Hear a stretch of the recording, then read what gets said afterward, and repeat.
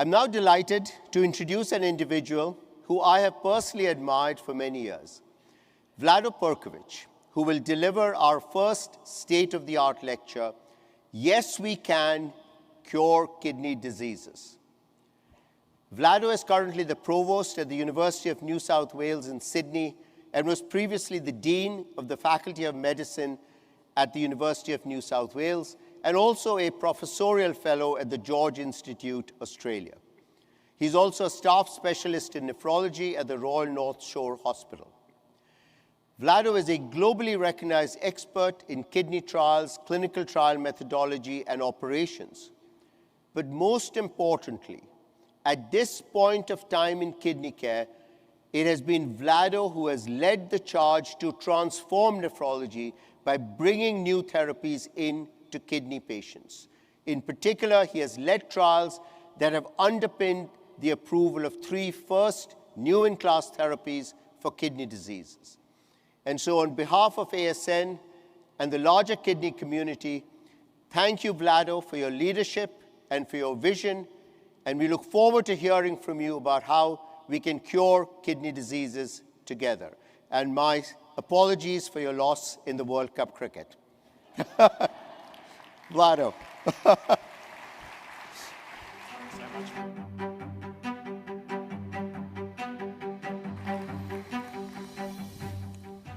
Thank you so much, Prabir, for that warm welcome, and thanks for the opportunity to speak to you today. I have to say I was more than a little intimidated when I was given the title of the talk that I was asked to speak to, but as I've worked through that, I've become increasingly excited about the opportunities that we actually have. So let me take you on a little journey to show you why I feel the way that I do. These are my disclosures. And this is the enemy. This is the problem that we face, the ever-rising burden of kidney failure here in the US and around the world. Back in the 1980s, there were as few as 60,000 people with kidney failure in this country. That number today is well over 800,000 and is in the millions around the world. This ultimately represents a failure for all of us in what we've tried to achieve to protect our patients and to improve their outcomes. And this is the challenge that collectively we must now take on. The leading causes of kidney failure are the same in the US as they are in most countries. And today I'm going to focus on 2 in particular. I'm going to focus on diabetic kidney disease, and I'm also going to speak about IgA nephropathy as the most common glomerulonephritis. We've already heard about some of the early work in moving us forward in kidney disease through the Captopril trial in type 1 diabetes, and the era, I think, was really kicked off almost a quarter of a century ago at this meeting by the RENAL and IDNT studies that showed us that angiotensin receptor blockade could prevent kidney failure and progression of kidney disease in people with type 2 diabetes. This set off an explosion of interest and activity in clinical trials in nephrology, and people started to work very hard to identify additional new treatments. But unfortunately, we then spent almost 2 decades effectively in the wilderness with a large number of trials that were well-designed and well-run, but unfortunately failed to identify treatments that were beneficial for us. This then led, sadly, to a period of intense negativity in nephrology with a number of negative commentary, negative stories. Oops, sorry, we're moving in different directions here. Here we go. Talk about negative outcomes, talk about the challenges and barriers in nephrology, talking a sense of futility in running additional clinical trials that was quite pervasive for several years. But that helped, it was rapidly cleared away by the development of the SGLT2 inhibitors in diabetic kidney disease, and our triplet of trials now that were all stopped early because the benefits of this class of agents were so overwhelming and have now underpinned the future of nephrology care in people with type 2 diabetes, and have been joined by an array of other trials in other conditions. We now know that the benefits of SGLT2 inhibitors extend to people with and without kidney disease when we think about kidney outcomes. Also people with and without diabetes, with and without heart failure, with and without cardiovascular disease. In all of these populations that have been assessed, the kidney benefits appear clear and consistent. And these treatments have now been joined by two others, the mineralocorticoid receptor antagonist finerenone and the GLP-1 receptor agonist semaglutide, which have also been shown to have substantial kidney benefits for people with CKD. So from a period of poverty, we've moved into an era of plenty with clinical trials that have transformed our understanding of how we can prevent kidney failure in our patients, and have led to the development of the 4 pillars of kidney therapy, as they're currently called, which are now widely accepted. And it's important that we recognise these are not just pillars, but these are tools and weapons that we can use to fight kidney disease in our patients and move us forward. It's important to think about these agents not just individually, and this work that Brendan Ewan's led has looked at the effects of these agents individually, as summarised in the forest plot on the left and the same data in the bar chart on the right, but also started to look at what happens if we use combinations of multiple agents, and ultimately what might happen and what might be possible if we were to use a combination of all 4. And based on this modelling, this is not clinical trial data, but it's based on the clinical trial data that we've got, it's estimated that we might be able to reduce the risk of kidney failure by as much as 58% in our patients by using these treatments together. This remains to be proven in properly run trials, and hopefully they'll come, but this is an indication of just how powerful these tools might be and how important it is that we use them effectively. And it's also important to remember that we're not just focused on the kidney outcomes in our patients. Our patients are at terribly high risk of cardiovascular and other complications, and all 3 classes of drugs that we're talking about here, SGLT2 inhibitors, mineralocorticoid receptor antagonists, and GLP-1 receptor agonists, all reduce the risk of cardiovascular events, of heart failure, and extend life in our patients, again highlighting the profound impact that we can have in people with diabetes and kidney disease. So I was asked to talk about cure, and let's start first of all by thinking about remission and asking ourselves, are we actually moving towards remission in people with diabetic kidney disease? And I'm going to define remission for our purposes as people losing 1 ml per minute of eGFR per year or less. Are we moving towards that goal in people with diabetes and kidney disease? When we start off with the original RAS inhibitor trials, they were losing between 5 and 7 ml per minute per year of kidney function. The SGLT2 inhibitor trials get that down to 2 or less, and the same is true for the trials of finerenone and semaglutide. But it really gets interesting if we fade out the individual trials and start thinking about what might be possible with combination therapy. And in the subgroup analyses of the MRA trials, the rate of progression, the rate of loss of eGFR was less than 2 ml per minute. And in the combination, in the trials of SGLT2 inhibitors, people who are already receiving a GLP-1 receptor agonist in the SMART-C collaboration lost 1 ml per minute per year, suggesting we are well on the path to achieving remission on average in people with diabetic kidney disease. And of course, the story's not over. We have the opportunities offered by combination therapy, and we also have an array of additional new trials now underway, testing things like aldosterone synthase inhibitors, endothelin receptor antagonists, extending the role of some of these therapies well beyond diabetes, and many other treatments in development. So the future looks potentially very bright for our patients with diabetic kidney disease. So let's turn to IgA nephropathy now. And again, we've learnt a lot about the processes involved in IgA nephropathy, and we've also learnt about the dark side of the immune system and the impact that this can have on our patients through the role of B cells in producing galactose-deficient IgA, and also autoantibodies that lead to circulating immune complexes that deposit in the kidney, set up local inflammation, and lead to maladaptive hemodynamic alterations, as well as fibrosis and sclerosis. And all of these pathways can now be focused on with interventions. And indeed, there are currently 70 active clinical trials in IgA nephropathy registered on clinicaltrials.gov as an indication of the activity in the area. We've learned that suppressing the immune system can prevent kidney failure. This is data from the testing study that we ran showing that the risk of kidney progression and kidney failure can be reduced by almost half with a immunosuppressive regimen based on corticosteroids, but that this is associated with a very high risk of adverse events and particularly serious infections, some of which were fatal, suggesting we need much more focused and targeted and specific immunomodulatory mechanisms. We've also learned from DAPA-CKD and the EMPA kidney trial that people with IgA nephropathy also benefit from SGLT2 inhibitors, and their risk of progression and kidney failure can be reduced. And of course, we've already heard from Prabir about the pioneering work led by Elisa Thompson at the FDA, who has truly transformed nephrology and particularly IgA nephropathy through this work that led to the development of an accelerated approval pathway and the huge interest in IgA nephropathy at the moment. So we've got a number of existing agents that have now been proven to have benefits, but we also now have new treatments that have been approved, initially have received interim approval, and in some cases like budesonide and sparsentan have now been fully approved for the treatment of people with IgA nephropathy.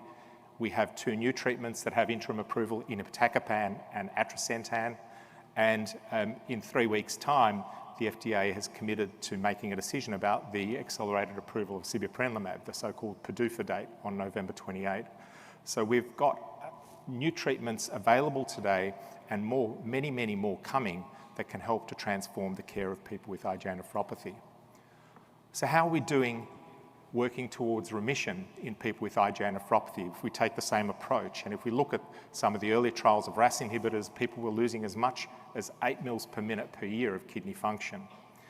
The fish oil trials from many years ago was closer to 4 to 5. There have been a lot of corticosteroid trials with or without azathioprine, with a range of different rates of loss of kidney function in the actively treated group. The 2 largest were down about the 2 to 3 mils per minute per year. And our SGLT2 inhibitor trials, as well as the endothelin antagonist trials, have got us down to about that sort of range, 3 mils per minute per year.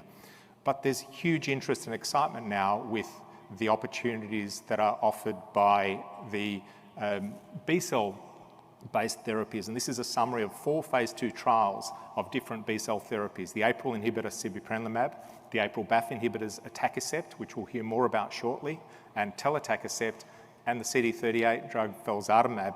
And the important thing here is the red line here is the placebo group. In all of these trials, the people randomized to placebo continued to lose kidney function, whereas in those randomized to the B-cell-based therapies, we saw an almost complete, and in some cases, an absolutely complete abrogation of that rate of loss of kidney function over as much as 1 to 2 years.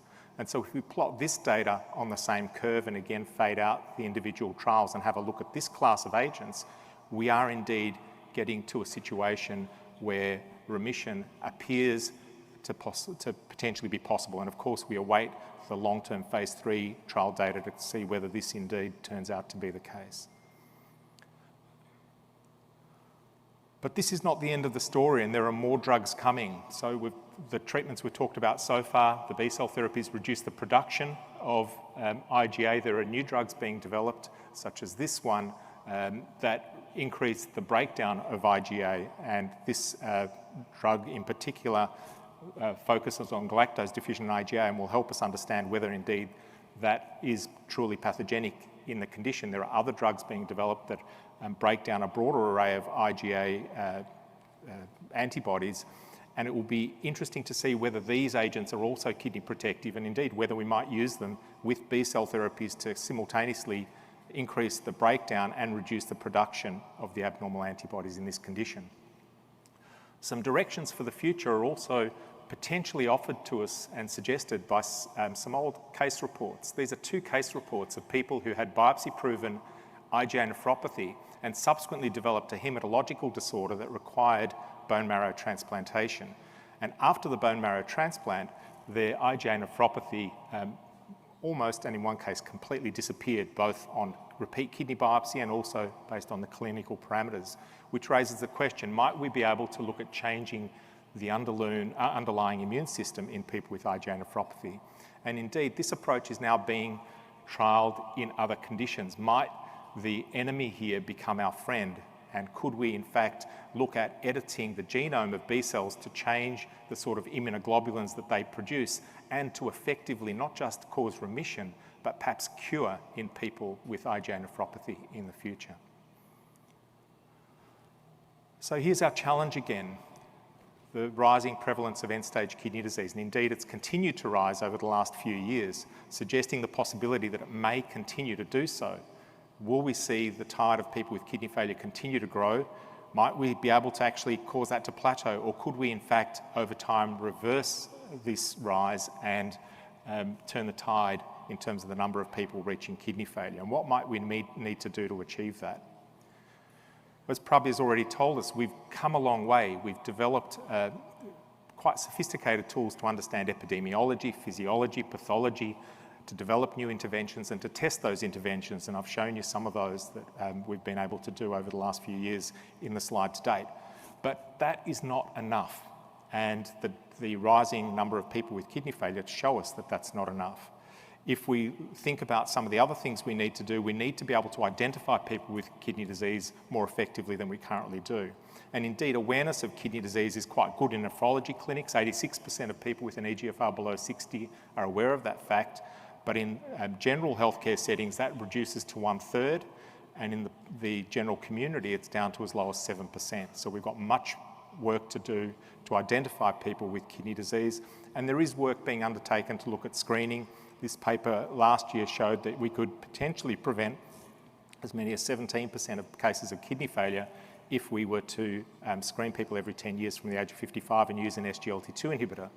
But additional work done in the Netherlands by Ron Gansevoort and his group suggests that that might actually be an underestimate based on the array of treatments we've got available. And indeed, the cost effectiveness of this sort of approach might be very strong.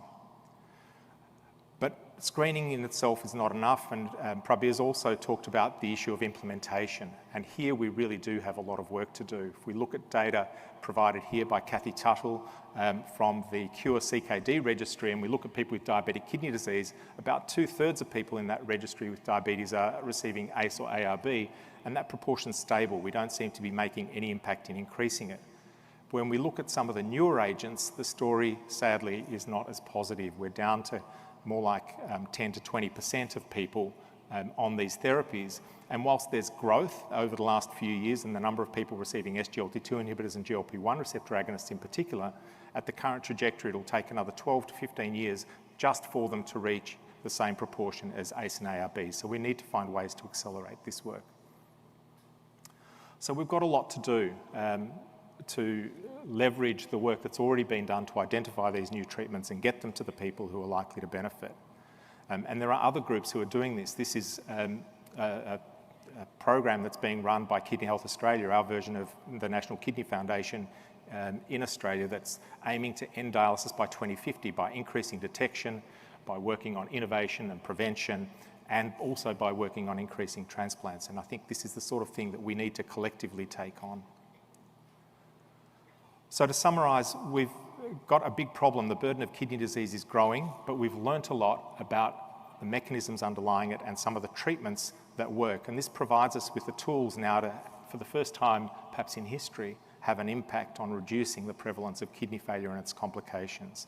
But that's going to need a lot more work from all of us in awareness, in implementation, and I'm very confident that we can do that and hope that all of you will join us on that journey as we work together. I'd just like to acknowledge, before I finish, the individuals who've helped put these slides together, and in particular also thank all the people who've participated in the research and the work that we've done and inspired it. And I'm very grateful to you for your attention. If you'd like to learn more, there is a publication on this topic in Press in Kidney International as we speak. Thank you very much.